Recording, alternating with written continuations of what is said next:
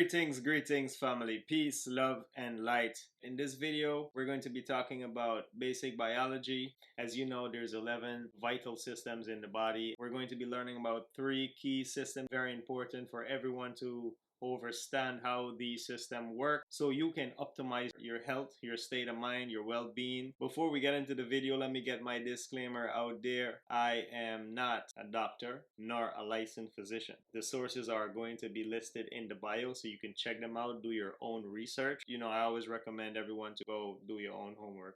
This channel is for educational purposes only, for us to learn and grow together and challenge each other so we can get sharper, stronger, wiser on a higher level. In this video, we're going to be breaking down just 3 of those systems, and in the future we're going to continue the journey. With that being said, the 3 systems we're going to be looking at today is going to be 1, the lymphatic system. The lymphatic system is the sewage system of the body. All right, this is the lymphatic system.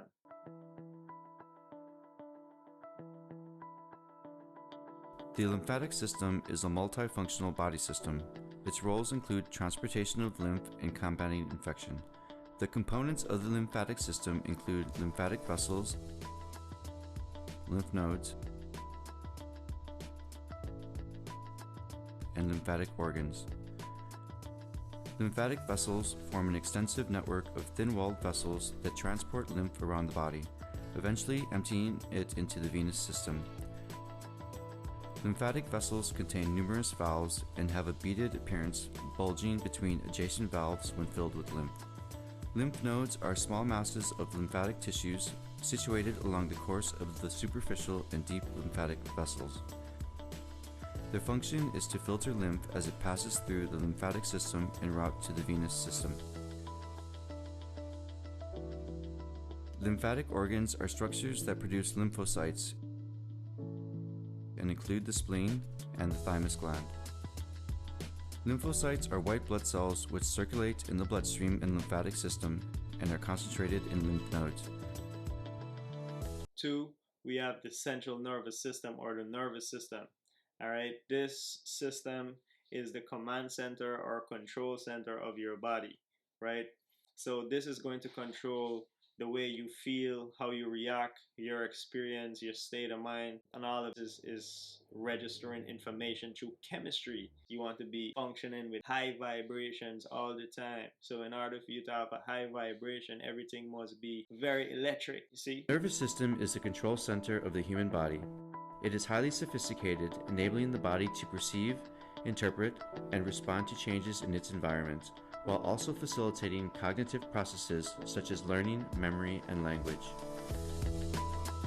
The nervous system controls voluntary processes, including the action of skeletal muscles, and involuntary processes, including circulation, respiration, and digestion. The nervous system can be divided both structurally and functionally. Structurally, the nervous system can be divided into the central and peripheral nervous systems. The central nervous system, CNS, comprises the brain and spinal cord. The peripheral nervous system, PNS, comprises all the nervous structures outside the CNS. The peripheral nervous system includes the cranial nerves,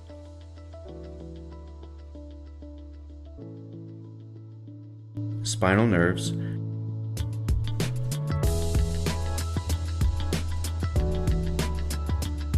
sympathetic trunk,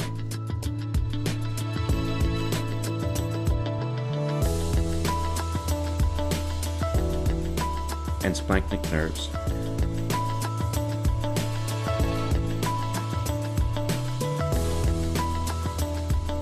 The peripheral nervous system connects the central nervous system to muscles, organs, and sensory receptors. Number 3, we're going to be talking about the digestive system. All right, this system is what you're going to use to break down whatever it is that you're consuming for your fuel, like your foods, right? So this system is going to take your food and break it down to contract the minerals, the nutrients, you know, all the structure, the amino acid. This is the digestive system. The human digestive system is very complex and has evolved over millions of years. It basically consists of the rectum, the large intestine, the small intestine, the pancreas, the stomach, also called gaster and ventriculus, and the liver with the gallbladder. The esophagus is also part of this system, as well as various salivary glands near the mouth.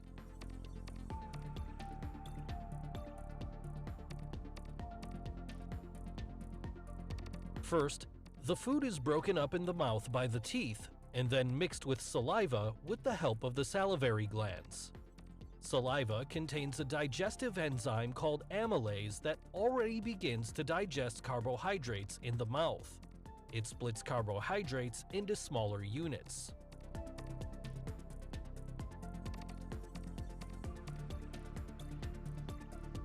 The ball-like mixture of food with saliva, also known as bolus, is pushed into the throat by the tongue, and finally into the esophagus, which propels the bolus to the stomach.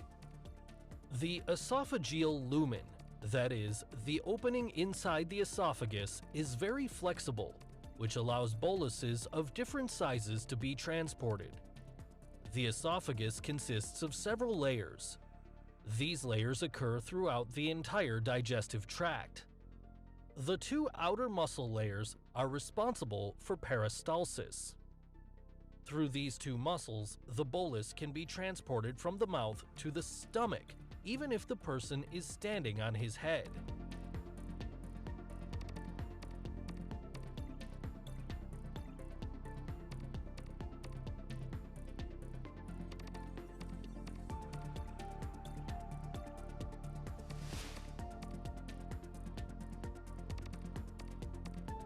The stomach is often divided into 6 areas. The stomach is composed of a similar structure to the esophagus. It has a longitudinal muscle layer on the outside. Underneath, we can find circular muscle fibers. In addition to this, there is an oblique muscle layer overlaying the mucosa. On the inside, there are rugae that allow the stomach to enlarge when food is consumed.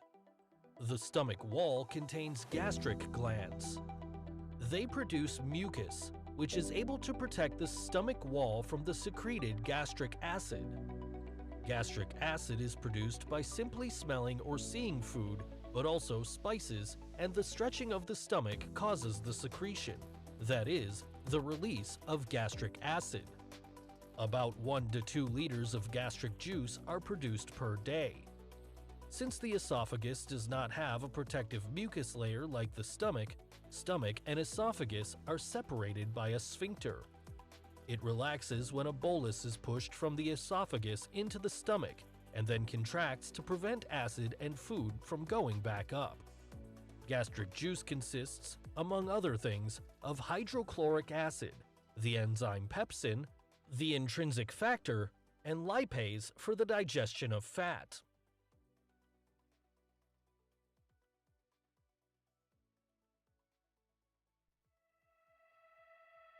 In addition to nutrients, food also contains bacteria that can damage the body.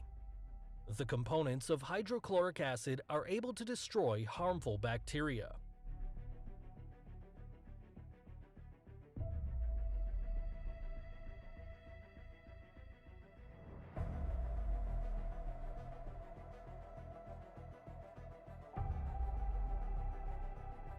In addition, hydrochloric acid converts pepsinogen, also released by the gastric glands, into pepsin. Pepsin is able to break down proteins in the stomach.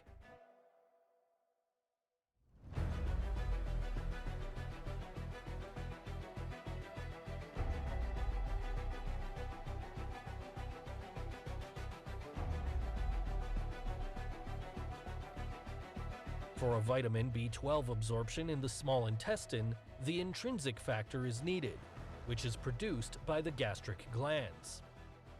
The vitamin must combine with intrinsic factor, then it can be absorbed later by the small intestine. Vitamin B12 helps keep the body's nerve and blood cells healthy and helps make DNA. It also contains gastric lipase, an acid-resistant enzyme for fat digestion. In the stomach, gastric lipase splits a triglyceride into a free fatty acid and a diglyceride, whereby only the free fatty acid can be absorbed by the body. More effective fat digestion takes place in the small intestine.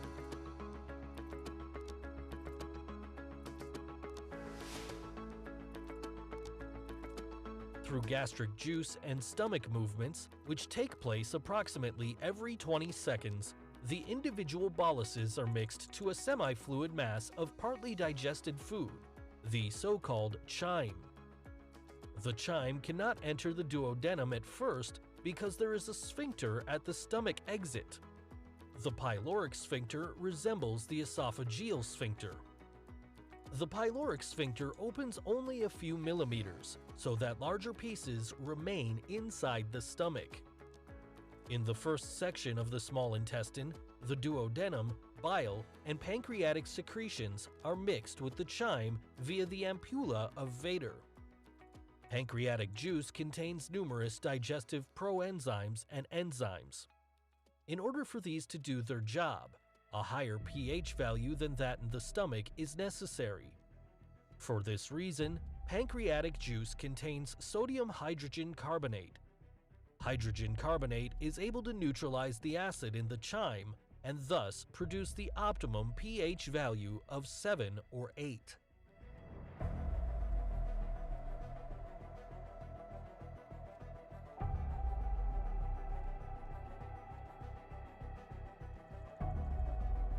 Pancreatic juice also contains proenzymes. It is only through enterokinase, released by the duodenum wall, that the proenzyme trypsinogen becomes trypsin, which can split proteins and activate other trypsinogens. We also find alpha amylase, which we had already found in the mouth. It now does the rest regarding the splitting of carbohydrates, which it converts into maltose and isomaltose.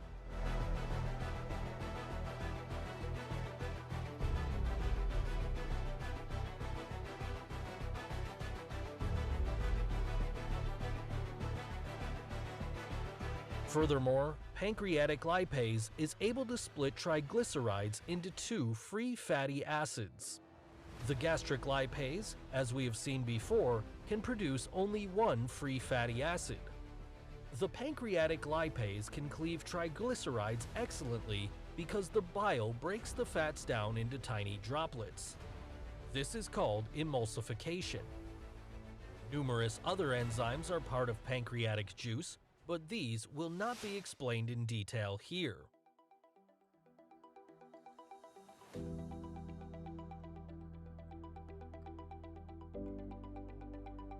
Bile is produced by the liver cells and transported to the gallbladder. The bile is stored in the gallbladder and finally added to the food in the duodenum via the ampulla of Vater. The pancreas also releases juice via the ampulla of Vater. The small intestine consists of three sections: duodenum, jejunum, and ileum. The ileum continues into the large intestine in the right lower abdomen. The duodenum and the jejunum have circular folds to increase the contact surface with the food. These circular folds extend about 1 centimeter into the lumen of the small intestine. These folds are covered with small finger-like projections called villi. Villi increase the surface considerably. Villi are about 1 millimeter long.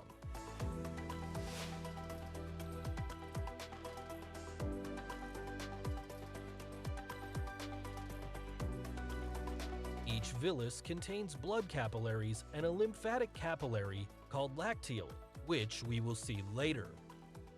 The nutrients, marked green here, are absorbed by the villus and transferred to the blood capillaries.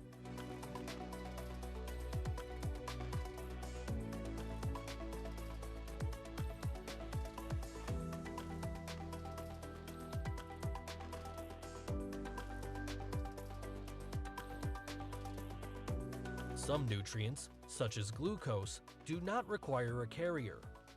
They are transported freely in the bloodstream. Other nutrients, such as iron, require transport proteins like transferrin.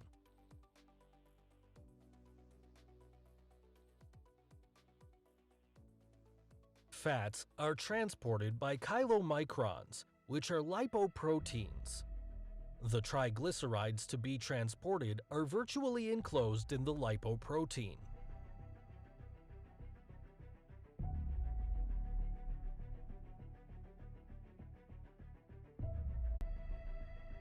Chylomicrons and triglycerides are then transported through the lacteal of the villus. Each villus is covered by even smaller microvilli. They multiply the intestinal surface considerably. The microvilli absorb nutrients and transport them to the inside.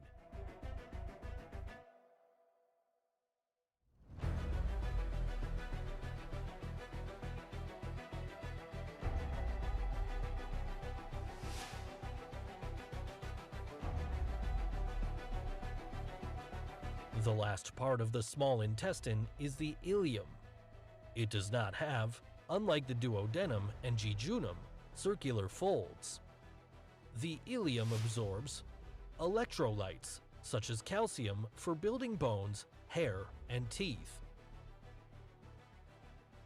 Trace elements, such as zinc for sperm production and the immune system. Vitamins, such as B12, for the formation and maturation of red blood cells. And remaining bile acid, which is transported back to the liver via the bloodstream.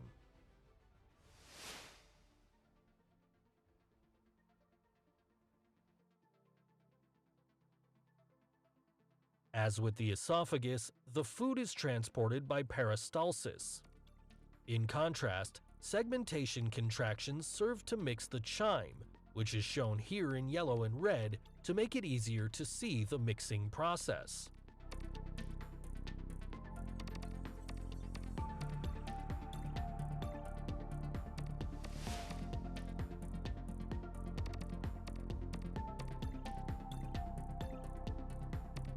The large intestine is thicker than the small intestine. It is about 1 meter long and surrounds the small intestine. The small intestine is connected to the large intestine via the Bowheen's valve. It opens when chyme is to pass from the small intestine to the large intestine. The large intestine does not have any villi like the small intestine because most digestible substances have already been absorbed in the small intestine. However, the large intestine has an estimated 100 billion bacteria inside. They are important for many other tasks, such as the production of vitamins and the decomposition of fiber for the body's energy production. Many of these bacteria are an important part of the immune system by killing harmful germs. Through peristalsis, the chyme is transported from the ascending colon to the transverse colon to the descending colon. On its way through the large intestine, water is removed from the chyme. Furthermore, mucus is added for proper excretion of waste. Substances that cannot be absorbed through the small intestine or the large intestine remain in the rectum and are finally excreted through the anus. If your house is clogged up and the sewage system is clogged up, that's not a good experience. It's the same thing with inside your body. So when the system is backed up, there's hundreds of trillions of little microorganisms inside of you and cells which is being affected by these wastes that is accumulated. When anything that you're eating or consuming is not filtrating or getting eliminated from the body, it's accumulating itself and creating different entities, different parasites that is then coming, fighting against your biological chemistry. This system is very important. Every organ in these systems are very vital. Stay away from stuff that can back these systems up. Your biological structure cannot break down a certain product that is being labeled as food. Making sure everything is intact and we're tapping into all the good nutrients that we need to create that energy that we can function upon. All right, so now we're gonna take a look at the gut. right? Because there's a lot of people getting sick because of backed up waste that is accumulating in their system, and then it's shutting down different organs in your body, so then you're getting sick. If you look at the transverse colon, you're gonna see it's linked to your trachea, your esophagus, your throat. This is all right here. This is the top part of your digestive system. These organs are linked to the transverse colon, right? If you look at the hiptic flexors, this is linked to the heart, the gallbladder, the liver. You know, these organs here, you can find that is associated with this part of the gut. So if you would literally start to cleanse the gut, every disease would be springing from the gut, because when the gut is like backed up and there's waste accumulated here and it's not getting broken down, it's going to affect all of those organs, whichever location your colon is backed up with waste. So then we want to start cleansing the gut, so then we can start freeing up all of these organs. If you look at this article right here, I'll put the link in the description where you can look these stuff up. There is a new research called neuroparasitology. This is an emerging branch of science that deals with parasites that can control the nervous system of the host. It offers the possibility of discovering how species and parasites modifies the particular neural network and thus particular behavior of another species, the host, which is you, right? Such parasite-host interaction develop over millions of years of evolution, providing unique tools by which they can determine how neuromodulation, up or down, regulate specific behaviors. In some of the most fascinating manipulations, the parasite tap into the host's brain, neural circuit, and manipulate the host's cognitive function, right? So meaning that these parasites are literally hijacking your central nervous system and controlling your cognitive function. So basically, there's something inside of you thinking for you. And these are the things that you got to be careful of and you got to learn about. So look at this. This is a teratoma. This is a tumor that contains different types of tissue, like hair, muscle, teeth, and bones. So these parasites literally have all these features, but they don't have hands, legs, foot. So they can't walk around and do anything that they can swim around and do inside of you, all right, or crawl or creep around, all right. This is a teratoma in a colon. That is crazy. Just looking at that. This is when you are eating product that is toxic to your body. You looking at these things right here. This is what's going on inside of you. All right. So you look at a lot of people that is walking around right now. It's a walking, living cesspool of parasites and waste inside of them, right? They got to cleanse that colon in order for them to revitalize that health again, you know, and tap in. This is a fully grown teratoma. Look at these things, man. These things literally have teeth and eyes and head. Now, these could be what you see walking around in a lot of people, thinking and acting for them. Always want to be in a low vibration frequency, can't think straight and can't function properly, living outside of the ecosystem. So then you start fighting against the environment, not knowing subconsciously you're already programmed. Now, you think because you feel good doing bad things, but then after doing it, you're regretting these things, because what you're not understanding is that you're being hijacked. And many times when these things start to happen in our life, we need to take a break and detox the body. Detoxing is very good. It's very good to fast sometimes. You can go on a grapefruit fast for 3 days and cleanse the body. You can go on literally a watermelon fast, hydrate the body. If you look, most of the time, if you see 10 people, you know, there's 6 or 7 of them. You look at them, they have a sick gut. They have so much waste that is storing inside of them. Understand that we are living a life that is getting us sick, and it's time for us to wise up and to move different and to be more mindful of how we consume, you know, food, thoughts, the people that is around us, because as you can see, there is parasite communicating with each other using your avatar. If you look into them, you can find what's really going on. I mean, this is not something that you would hear every day, but the researchers are there. The information is there. You just got to get up and go get it. So for some of us that is very busy, you know, I'm trying to put everything in a nutshell. This is why I'm creating this video, so that we can have a better balance understanding. This is not to spread any kind of hate, to consume and exchange this experience that you have. All right, so let's take care of each other and aim to create a better world with more high vibrating individuals. Till next time, we're going to be breaking down the next system, and then we're going to be going into how to take care of these systems naturally. Stay tuned to the channel. Thank you for supporting. Peace, love, and light.